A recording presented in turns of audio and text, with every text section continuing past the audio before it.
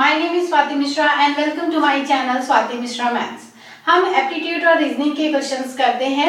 हमने previous lectures में पढ़ा है कि किस तरह से स्क्वायर एंड स्क्वायर रूट हम फाइंड कर सकते हैं। स्क्वायर रूट फाइंड करने के हमने लॉन्ग डिवीजन मेथड भी देखा, हमने एलसीएम का मेथड भी देखा और साथ ही हमने शॉर्टकट मेथड भी देखा है।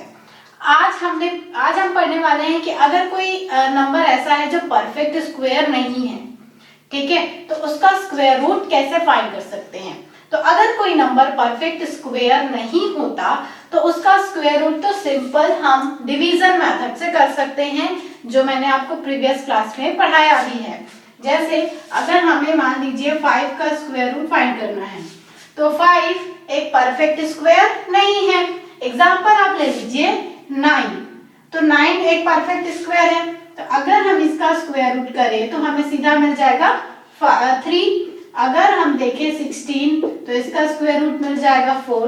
पर अगर मैंने लिख दिया 17, तो 17 का स्क्वायर रूट हम कैसे फाइंड करें, क्योंकि ये तो परफेक्ट स्क्वायर नहीं है, तो डायरेक्टली हम इसको ऐसे नहीं कर सकते। तो इसके लिए मेथड होता है लॉन्ग डिवीजन मेथड, ठीक है। और इस मेथड से हम इसका स्क्वायर रूट फाइंड कर सकते हैं और ये लॉन्ग डिवीजन मेथड मैंने आपको प्रीवियस लेक्चर में पढ़ाया है, तो ये आप वहां से स्टडी कर लीजिए। यहाँ पर आई बटन में मैंने उसका लिंक डाल दिया है, ठीक है। आज हम पढ़ने वाले हैं कि अगर इसी तरह के नंबर्स हमको मिलते हैं जो परफेक्ट स्क्वायर नहीं होते, तो शॉर्टकट ट्रिक से किस तरह से हम आसानी से उनका स्क्वायर रूट फाइंड कर सकते हैं। तो देखिए कैसे करना होता है। तो इसके लिए आपको एक छोटा सा फॉर्मूला याद रखना है। जैसे मान लीजिए आपको कोई भी नंबर दिया, मान लीजिए आपको एक नंबर दिया है x और इसका स्क्वायर रूट आपको फाइंड करना है, और ये x जो है ये क्या है, नॉन परफेक्ट स्क्वायर, ठीक है, नॉन परफेक्ट स्क्वायर। अगर ये एक ऐसा नंबर है तो उसका स्क्वायर रूट हम कैसे करेंगे। तो इसके लिए क्या करेंगे, सबसे पहले हम x को 2 भागों में बांट लेंगे। जैसे मैंने x को 2 भागों में बांट लिया, a प्लस बी या तो a माइनस बी, कोई भी आप कंडीशन ले सकते हैं।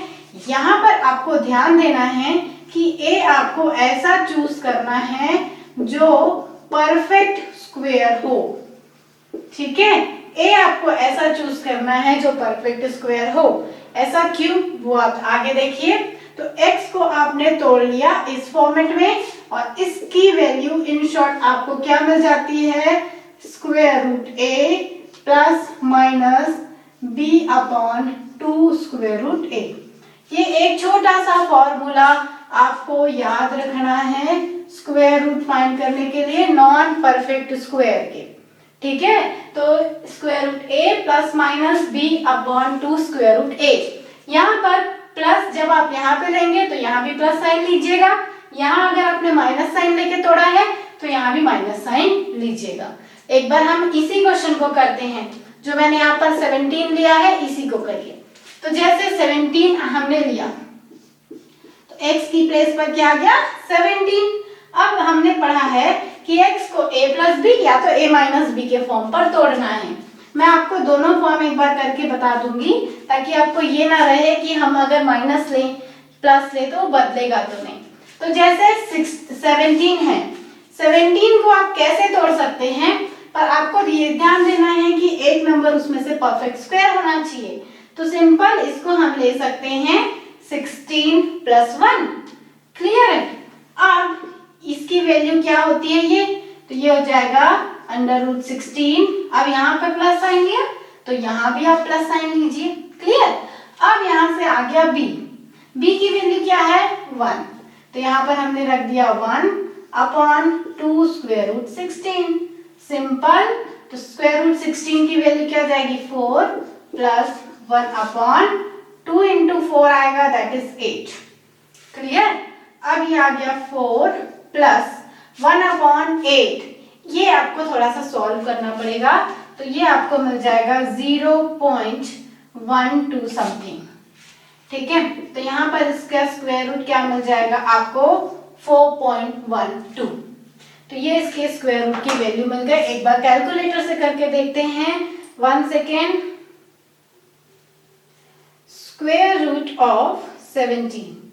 Yes, this is equal to 4.123. तो ये आंसर हमारा करेक्ट है। तो आपने देखा कि सिंपल आप नॉन परफेक्ट स्क्वायर को दो लाइनों में कैसे सॉल्व कर सकते हैं। ठीक है, अब इसी को यहाँ पर प्लस लिया, माइनस भी लेके आप चेक कर लीजिए। मान लीजिए आपने 17 को क्या तोड़ दिया, आपने इसको ले लिया 25 माइनस 8 आ जाएगा। यहाँ से इसको आपने लेना है इस तरह से, तो ये आ गया स्क्वायर रूट 25 माइनस, अब यहाँ माइनस साइन लिया तो यहाँ भी माइनस साइन लीजिए, और ये बी की प्लेस पर यहाँ पर 8 है तो यहाँ पर क्या आएगा 8 आ गया। यहाँ पर बी की प्लेस पर 1 था इसलिए यहाँ पर 1 लिया था, यहाँ पर बी की प्लेस पर 8 है तो यहाँ पर आ गया 8 अपॉन 2 स्क्वायर रूट 25। ये हो जाएगा square root 25 is 5 minus 8 upon this is 2 into 5 तो ये हो गया 10, तो ये आ गया 5 माइनस 0.8। तो आप सॉल्व करेंगे तो ये आपको मिल जाएगा 4.2। तो ये करीब करीब आपको सेम वैल्यू दे देता है, तो आप किसी भी तरीके से कर सकते हैं, आपको उससे अप्रोक्सीमेट वैल्यू मिल जाएगी। बस आप ये फॉर्मूला याद रखिए। कुछ और क्वेश्चंस देखते हैं। नाउ एक और क्वेश्चन देखिए, हमें पता है कि 5 भी परफेक्ट स्क्वायर नहीं होता, तो 5 का स्क्वायर रूट अगर हमें करना है तो हमने 5 को कर लिया 4 प्लस 1, कि 4 यहाँ पर परफेक्ट स्क्वायर है, तो अब ये क्या हो जाएगा square root 4 plus 1 upon 2 square root 4 that is 2 plus 1 upon 4, और ये हो जाएगा, इसको सॉल्व करिए तो ये आ गया 0.25, तो ये आ गया 2.25, मतलब स्क्वायर रूट 5 की वैल्यू क्या आ जाएगा आपका 2.25। तो बस आपको एक सिंपल फॉर्मूला ही याद रखना है और उसी की बेसिस पर सॉल्व करते जाना है। कुछ बड़े नंबर्स लेके देखते हैं। फॉर एग्जांपल 92, हमें पता है कि 92 भी परफेक्ट स्क्वायर नहीं होता, तो 92 का अगर हमें स्क्वायर रूट फाइंड करना है तो कैसे करेंगे। तो 92 को हम लिख सकते हैं 100 माइनस 8। क्लियर है, क्योंकि 100 एक परफेक्ट स्क्वायर है तो इसलिए हमने इसको 100 माइनस 8 लिख लिया। अब इस फॉर्मूले पे वैल्यू पुट कर दीजिए, तो यह आ जाएगा स्क्वायर रूट 100 माइनस, यहाँ माइनस है तो यहाँ भी माइनस लेंगे, b की जगह पर 8 है अपॉन 2 स्क्वायर रूट 100। ओके, तो ये आ जाएगा यहाँ से 10 माइनस 8 अपॉन 2 इंटू 10।